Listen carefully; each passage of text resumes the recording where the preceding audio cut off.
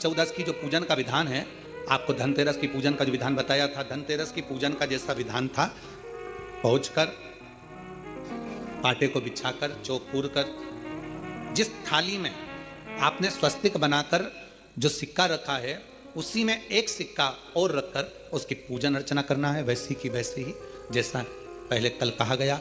रोली, चावल, हल्दी, मोली, मेहंदी, सिंदूर आदि सब चढ़ाते हुए, और साथ में 2 दीप लगेंगे।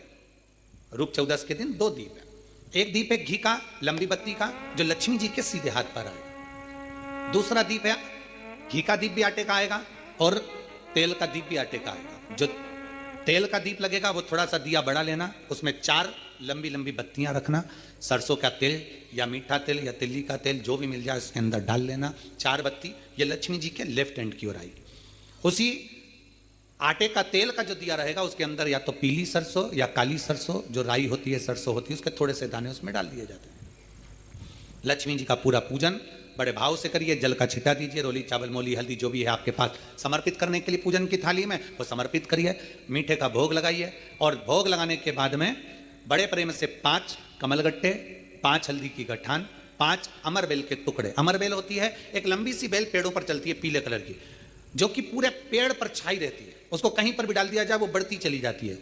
वो हमारे वंश की वृद्धि के लिए, लक्ष्मी की वृद्धि के लिए श्रेष्ठतम मानी जाती है। 5 टुकड़े अमरबेल के, 5 हल्दी की गठान, 5 कमलगट्टे दोनों हाथ में लेकर मां लक्ष्मी से प्रार्थना करते हुए उन सिक्कों पर समर्पित कर दीजिए। सिक्कों पर समर्पित कर कर जो घी का दिया लगाया है तुमने लक्ष्मी जी के सीधे हाथ पर, उसको उठाकर माता की आरती कर लीजिए।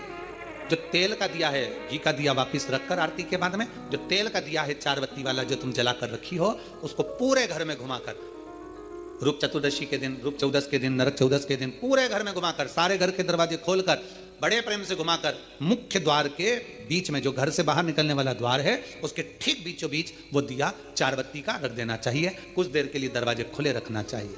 पूरे घर में माता लक्ष्मी का स्मरण कर भारत का खुले रखिए। कुछ देर के लिए दरवाजे खुले रखना चाहिए।